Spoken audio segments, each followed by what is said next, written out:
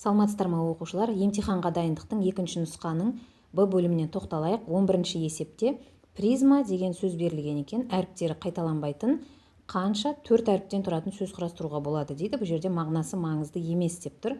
Енді призма сөзінде бізде 6 әріп бар. 6 әріптен қолданып біз 4 әріптен тұратын сөз құрастыру үшін 4 ұяшық салып аламыз да. Бірінші ұяшыққа 6 әріптің кез келген біреуін қоя аламыз деп мынашке 6 деген санды жазамыз. Келесі екінші ұяшыққа біз мынаяққа біреуін қойғаннан кейін екінші ұяшыққа қалған бесеуінің біреуін қоя аламыз. Демек 6 көбейту 5 болады. Келесіне 4-еуін, келесіне 3-еуін қоя аламыз. Демек барлығы біз көбейтіндісі 360 түрлі сөз құрастыра аламыз деп жазады екенбіз. Немесе формуласына қараймыз. Бұл орналастырудың формуласы қолданылады, себебі әріптердің орны ауысқанда мағына өзгереді. Демек А 6-да 4-ті есептейміз. Сонда бізде 6-ның факториалы бөлінген 6-тан 4 азайтамыз, 2-ның факториалы тең 360-қа шығады екен.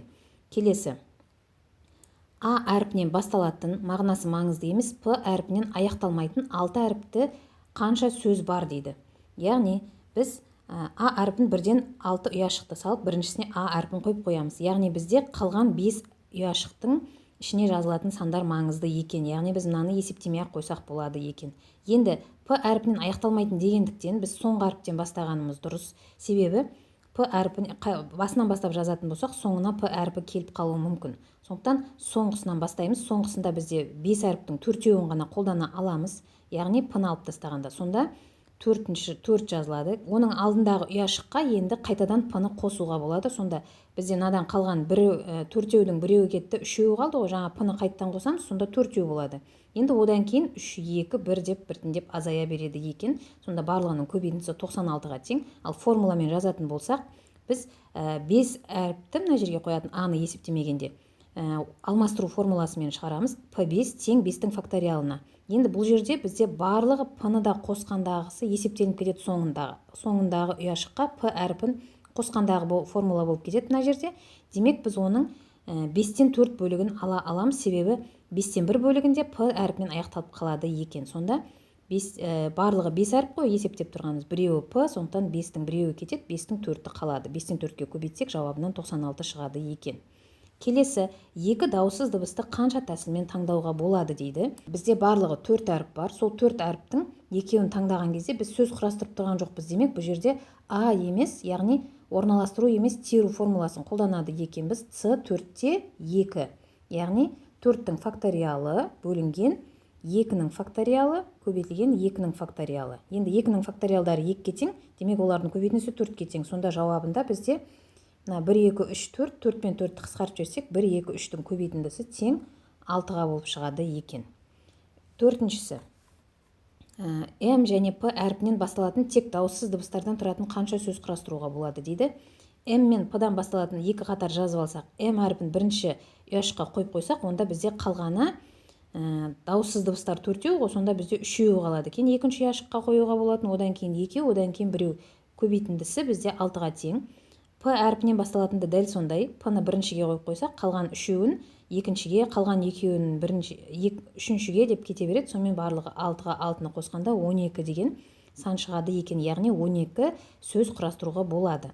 Енді формула бойынша шығаратын болсақ, жаңағыдай дәл П4 деген формула, алмастыру формуласын қолданамыз. Соның ішінде М мен П-дан басталатыны 4-тің екеуі. Демек, 4-тен 2-ге көбейтеді екенбіз. Бізге керегі сол екеуі. Демек, 4-тен 2 көбейтілген 4-тің факториалы тең 12-ге деген жауап шығады екен. Келесі. 12-ші есеп. Сандарды кему ретімен орналастырыңыз дейді. Бізде мынандай 3 сан берілген екен. 2-ден 1 түбір астындағы 1 бөлінген 28, қосылған 8-ден 5 көбейтілген түбір астында 1 бөлінген 7 бірінші сан. Екінші сан түбір асты 2 бөлінген 8. Үшінші сан 7 көбейтілген 1 бөлінген түбір астында 1 бөлінген 192, азайтылған түбір астында 1 бөлінген 12 деген 3 сан берілген. Енді жеке біріншісінен бастап түрлендіріп шығарып көреміз. Барлығын бөлімін бірдей қылуға тырысамыз. Яғни салыстыруға ыңғайлы болу үшін. Енді 28 деп отырғанымыз бізде нешеге тең? 4 пен 7-нің көбейтіндісі. Сондықтан біз оны 28 4 пен 7-нің көбейтіндісі түбірден шығарып жереміз 4-ті. Сол кезде ол алдындағы 2-ге, бөлшектің бөліміндегі 2-ге көбейтіледі. 4-тен 1 болады. Түбірдің астында 1 бөлінген 7 қалады екен. Екіншісінде 8-ден 5 көбейтілген түбірасындағы 7-ден 1 болып қала береді. Түбірасындағы сандар бірдей. Демек, біз олардың алдындағы көбейткіштерді бір-біріне қоса алады екенбіз. Ортақ көбейткішті жақшаның сыртына шығарған кезде, яғни түбірасындағы сандар шығып кетеді сыртқа. Сонда 4-тен 1 деп отырғанымыз 8-ден 5-ке қосылғанда ортақ бөлімге келтіреміз ғой. Сол кезде бізде 8-ден 2 болады. 8-ден 2-ні 8-ден 5-ке қосқанда 8-ден 7 болады екен. Ал ол 7 мен түбірасты 7-ні қысқартқан кезде бөлшектің алымында түбірасты 7 қалады, бөлімінде 8 қалады. Сонымен түбірасты 7 бөлінген 8 шығады екен бірінші саннан. Екінші сан тимейміз, өйткені ол ықшамдалып тұр. Үшіншісіне қараймыз енді. Үшіншісінде 7 көбейтілген 192, 1 бөлінген 192 азайтылған 1 бөлінген 12. Енді 192 деген сан 64 пен 3-тің көбейтіндісінен тұрады. 12 деген сан 3 пен 4-тің көбейтіндісінен тұрады. Сонда бізде түбірдің астында 3-тен 1 қалайын деп тұр. 4 пенен 64-ті түбірден шығарамыз. Сол кезде бізде мына жерде 64-тен 8 шығады. Сонда мына 8-ден 1 болып шығады да, 7 бөлінген 8 болып алдына жазылады. 4-тен түбір 2 шығады, яғни 4-тен 1-ден 2-ден 1 деп шықты деп жазамыз. Сосын оларды тағы да түбірлері бірдей болған көбейткіштерін қосамыз. 2-ден 1 деп отырғанымыз ортақ бөлімге келтіргенде 8-ден 4 болады. Сонда 7-ден 8-ден 4-ті азайтқан кезде жақшаның сыртына шығарып мінекей. Сонда 8-ден 3 болады екен. Және 1 бөлінген түбірасты 3-ке тең. Мына түбірдің астындағы санды. Сонда түбірасты 3 пен 3-ті қысқартып жіберсек, түбірастындағы 3 алымында қалады, бөлімінде 8. Енді қараймыз, мынақта ортадағы санда бізде түбірасты 2 бөлінген 8 тұғын. Бірінші сан түбірасты 7 бөлінген 8 және соңғысы түбірасты 3 бөлінген 8. Сонда орналастыратын болсақ, өсу ретімен түбірасты 2 ең кішісі, түбірасты 7 үлкені болады. Онда бірінші түбірасты 2 бөлінген 8 болады. Екінші соңғы тұрған сан бізде ортасында болады екен, және ең бірінші тұрған сан үлкені болады екен. Келесі 13-ші есеп, y тең минус x квадрат функциясының графигін түрлендіру арқылы минус x плюс 2-нің квадраты қосылған 4 функциясының графигін салыңыз дейді. График арқылы табыңыз дейді. Мыналарды табамыз. Бірінші салып алайық графигімізді. Минус x квадрат графигіміз ол біздің тармағы төмен қарап тұрады мінекей. Енді осы графикті мынау бойынша түрлендіреміз. Яғни біздің таңбамыз сақталып тұр, минус болып. Мына жерде функцияның төбесі, графиктің төбесі қайда көшіп барады? Мына жақшаның ішінде плюс 2 тұрса, демек солға қарай 2-ге жүреді деген сөз. 2 бірлікке солға жүреді деген сөз. Мына төбенің нүкте 0-де 0 нүктесі минус 2-ге қарай жылжиды екен. Сосын плюс 4 ол жоғары қарай 4 бірлікке жылжиды деген сөз. Мынаған қарама қарсы мынаған бағытымен жүреміз. Сонда минус 2-де 4 болса, мына нүктеге келеді екен. Демек графикті дәл осы нүктеден бастап мына жақта салғандай етіп саламыз. Сонда мынандай график шығады екен. Енді функцияның анықталу облысын табыңдар дейді, график бойынша дейді. Біздің функциямыздың x-ке кез келген санды бере беруге болады. Ненің графиктің тармақтары шексіз кете береді. Яғни сол жақтан да оң жақтан да шектеліп тұрған жоқ. Демек біздің функциямыз анықталу облысы r деп аламыз, немесе минус шекстіктен плюс шекстікке дейін деп алсақ болады. Ал өсу кему аралығы дейді. Енді функцияны біз сол жақтан былай қарай оңға қарай жылжытатын болсақ, бізде функциямыздың графигі өсіп бара жатқанын көреміз. Мәндері өсіп бара жатыр. Демек бізде қай нүктеге дейін өсті? Біз мынаған қарамаймыз, 4-ке, біз x-ке қараймыз, минус 2-ге дейін өсті деп айтамыз. Минус шексіздіктен минус 2-ке дейін функцияның мәндері өспелі болады, ал минус 2-ден плюс шексіздікке дейін мәндері кембелі болады. Сонда минус шексіздіктен минус 2-ге дейін өседі, минус 2-ден плюс шексіздікке дейін кемейді деп жазады екенбіз. Келесі 14-ші есеп, бөлшекті қысқартыңыз дейді. 3a квадрат минус 9a плюс 27 алымында тұр. Бөлімінде a куб плюс a квадрат x минус 3ax плюс 9x плюс 27 тең. Енді біз бөлшектің алымына тимей тұра тұрайық, бөліміне қараймыз. Бізде a x бар өрнектер мына ортадағы тұрған үшеуі. Демек, оның соңынан жазып алсақ, сонда бізде a куб пен 27-ні екеуін қосынды түрінде жазып, яғни 27 дегеніміз 3-тің кубы. Демек, a куб плюс b кубтың формуласына салып жіктейтін болсақ, a плюс 3 болады бірінші жақшада, екінші жақшада a квадрат минус 3a плюс 9, яғни a мен b-ның мәнін орындарына қойған кезде қосылған. Енді мына үшеуінде ортақ x бар, демек жақшаның сыртына шығарып жерсек, онда бізде a квадрат минус 3a плюс 9 деген жақшаның ішінде өрнек қалады екен. Яғни мына бірінші қосылғыштағыдай көбейткіш бар екен. Бұнда да екеуінде бірдей көбейткіш бар, соны жақшаның сыртына шығарып жібереміз. Сонда бізде жақшаның ішінде a плюс 3 қалады біріншісінен, екіншісінен x қалады, яғни үшеуінің қосындысы болады екен. Ал бөлшектің алымында үшеуі де 3-ке бөлінеді. Демек, 3-ті жақшаның сыртына шығарып жүрсек, а квадрат минус 3а плюс 9 деген өрнек қалады. Демек, мына екеуі бірдей екен алымындағы бөлімдегі көбейткіштер. Екеуін қысқартып жібереміз, түгелімен қысқартамыз. Сонда 3 бөлінген а плюс 3 плюс х деген өрнек қалады екен. 15-ші есепте өрнектің мәні айнымалының мәніне тәуелді емес екендігін дәлелдеңіз дейді. Бізге мынадай өрнек берілген екен. Бірінші жақшасында екі бөлшектің қосын айырмасы тұр. Оларды ортақ бөлімге келтіреміз. Бірінші бөлшектің бірінші бөлшекке x минус 3y-тен, екінші бөлшекке x плюс 3y-тен береміз. Сонда бізде мынадай бөлшек шығады екен. Олар жақшаларды ашқан кезде мынадай қосылғыштар шығады. Ұқсастарын біріктіреміз. Сол кезде бізде мына x квадрат пен минус x квадрат жойылып кетеді. X, y-тер бір-бірімен біріккенде минус 4xy болады. 6y квадрат қалып қояды мына жерде. 6y квадратты жазамыз. Оған бірігетін өрнек жоқ. Сосын екінші бөлшекті де ортақ бөлімге келтіріп аламыз. Яғни 3-ке y-тен бергенде x минус 3y болады мынадан. Сосын x минус 3y пен x минус 3y қысқарып кетеді мына жердегі. Сонда бізде бөлшектің бөлімінде x плюс 3y пен y қана қалады екен. Мынандай болып.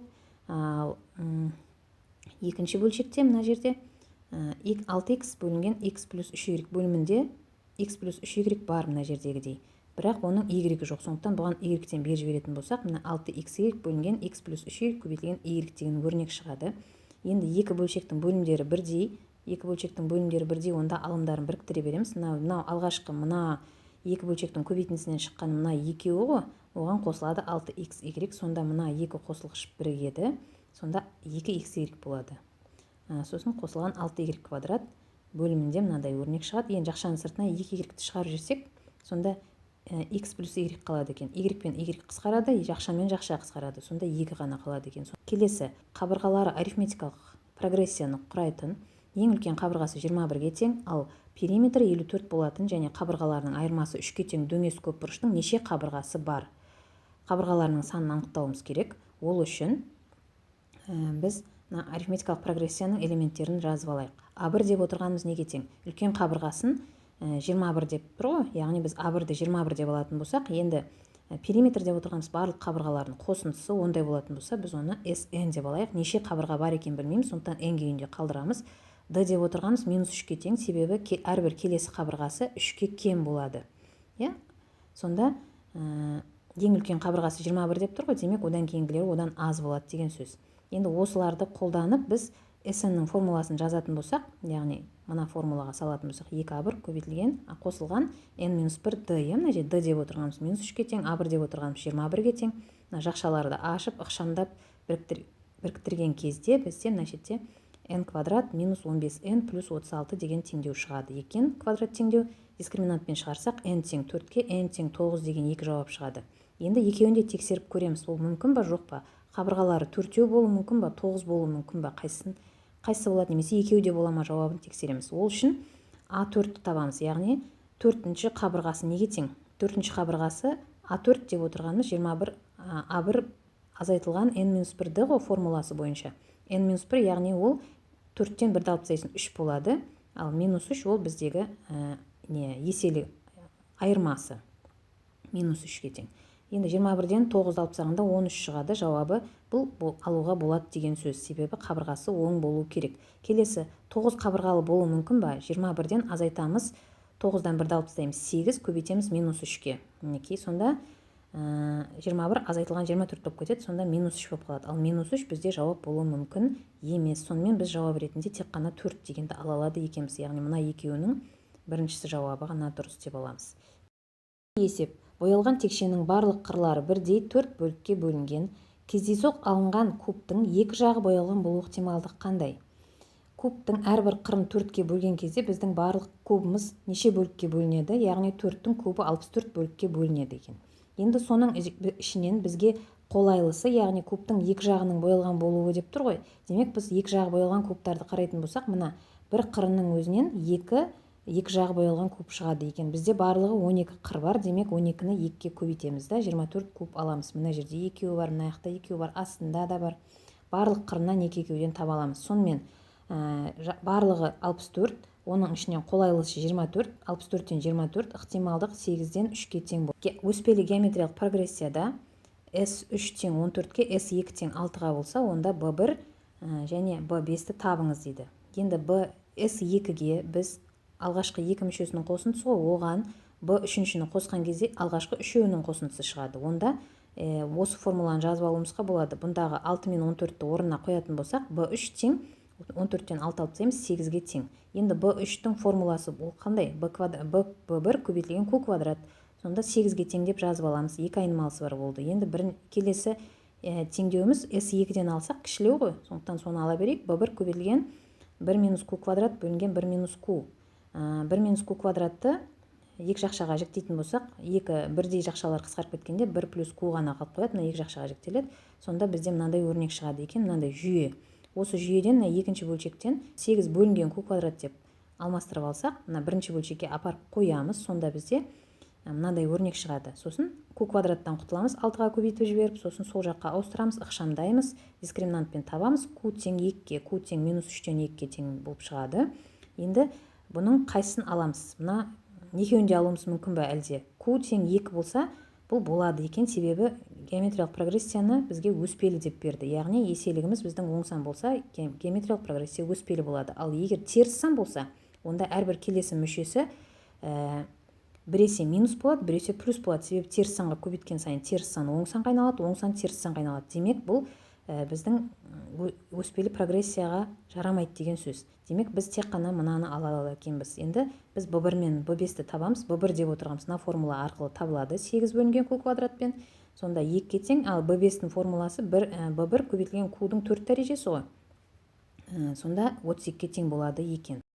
19-шы есеп. Ұзындығы 100 метр цирк алаңынан 2 пони бір бағытта бір қалыпты қозғалады. Бір пони толық айналымды екіншісінен 2 секунд тезірек жасайды. Егер 2 пони бір-бірімен әрбір 1 минуттан кейін кездесетін болса, понилардың жылдамдықтары қандай?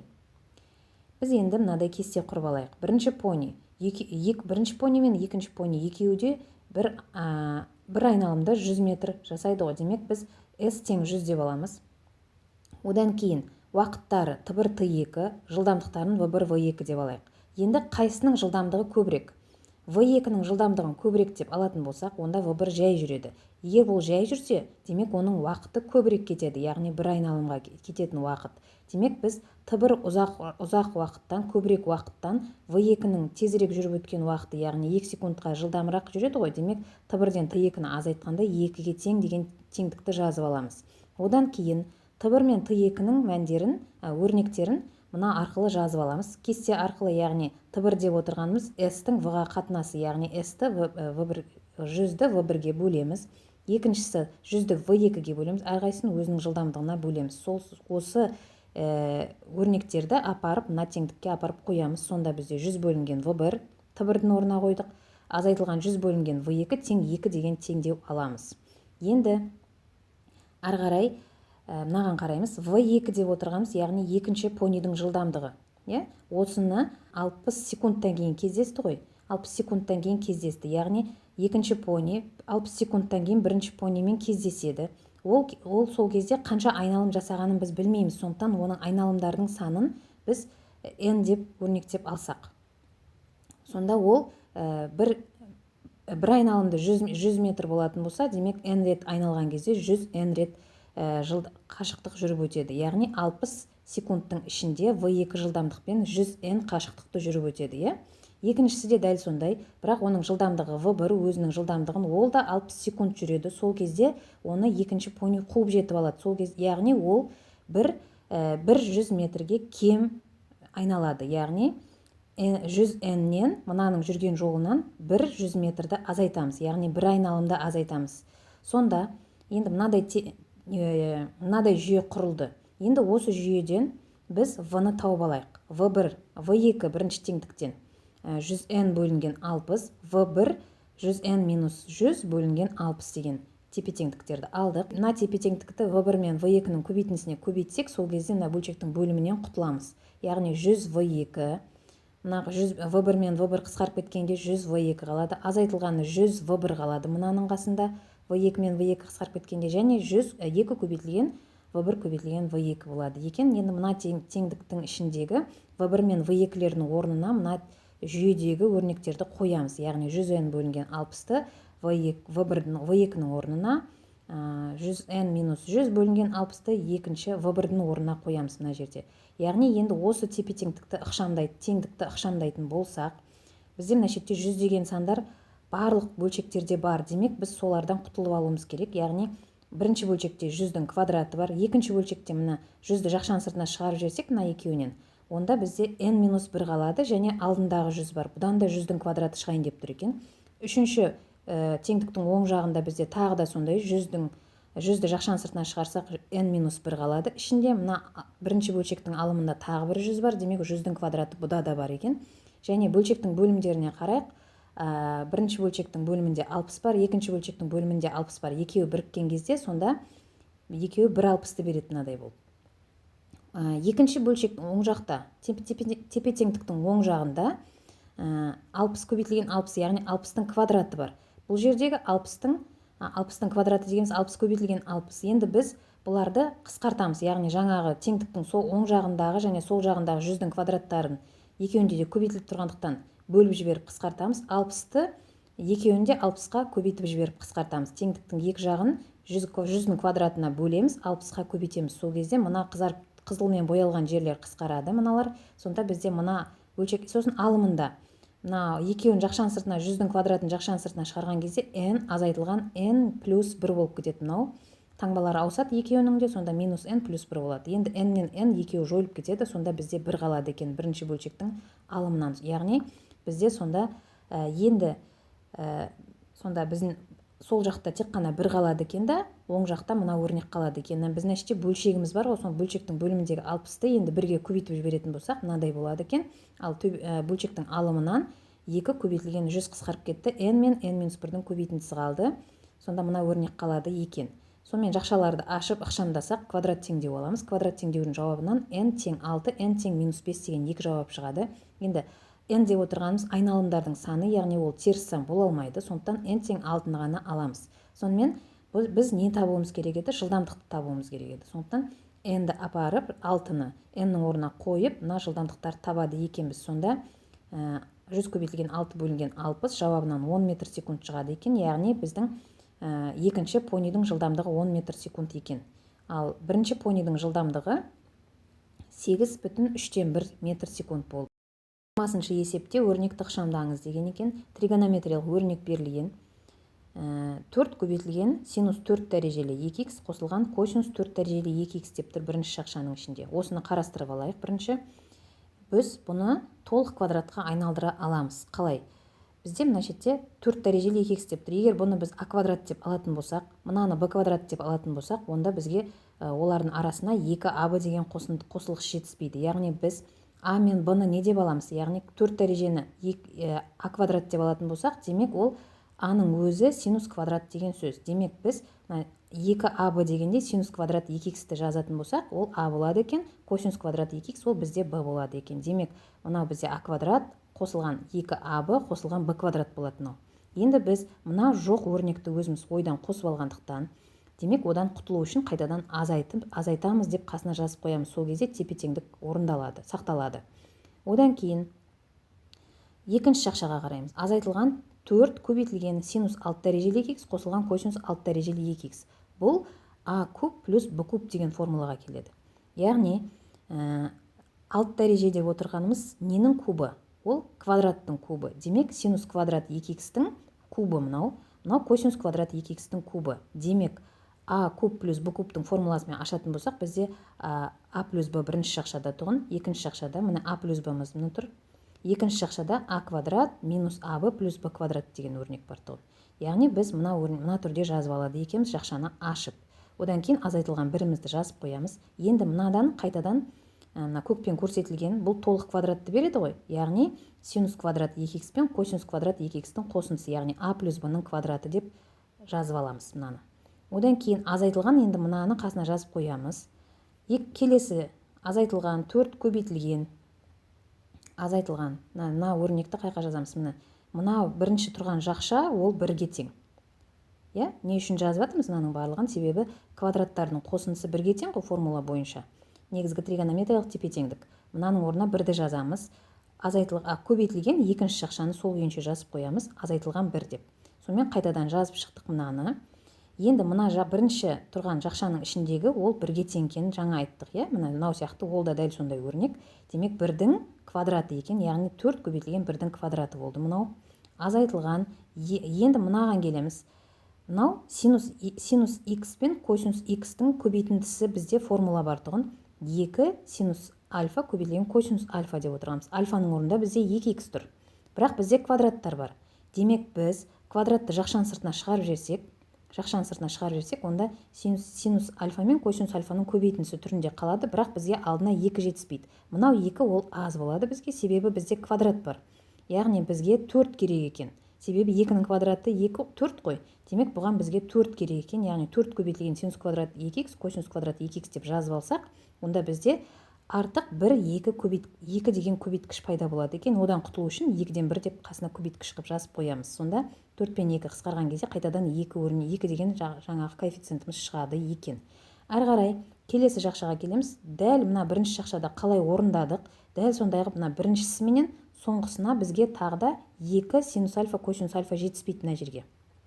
Яғни біз оны аламыз да өзіміз жазамыз да қайтадан минус 1-ге айналдыру үшін плюс 2 минус 3 деген коэффициентті жазамыз. Яғни плюс 2-ден 3 алғанда минус 1 болмай ма? Демек, біз осы түрінде жазып аламыз. Енді жақшаны жабамыз, қайтадан минус 1-мізді жазып қоямыз. Енді біздегі жаңағы мына өрнек сарымен көрсетілген жерде синус 2х-ті береді. Синус 2 альфаны береді. Яғни оның квадраты бар ғой сыртында. Сондықтан синус квадрат мына 2х-іміз 2-ге көбейтіліп кетеді. Альфаның орнына 2 альфа жазылмай ма? 2х-тің орнына 4х, яғни 2 еселенеді. Бұрыш 2 еселенеді, дәреже өзі сақталып тұр квадратыменен. Алдында 2-ден 1 коэффициентіміз тұр. Азайтылған мына келесі жақшаны жазамыз. Минус 4 көбейтілген мына алғашқы үшеуі жаңағы сияқты қайтадан толық квадратты береді. Ішіндегісі 1-ді береді, мынау 1-дің квадраты болады мынау. Мынау сол күйінше жазылды. 4 көбейтілген мынау орнына 1 түсті. Азайтылған енді мынаны тағы да жаңағыдай қылып жазып аламыз. Мынаны қалай жаздық бағана? Дәл сондай 4 сияқты 4-ін жазамыз. Оған қысқару үшін 4-тен 1 жазамыз. Оның алдында бізде 3 деген коэффициент бар. Сол 3-імізді сақтап жазамыз міне. Сонда бізде мынау қайтадан синус квадрат 4х-ті береді мынау. Және 3 көбейтілген 4-тен 1-мізді жазып қойдық сол күйінде. Одан кейін бізде азайтылған біріміз қалады. Сосын енді жақшаларды ашсақ мына жерден 4-ті 1-ге көбейтеміз. Одан кейін 4-ті 2-ден 1 синус квадрат 4х-ге көбейтеміз. Мінекей мынандай өрнектер шығады бізден.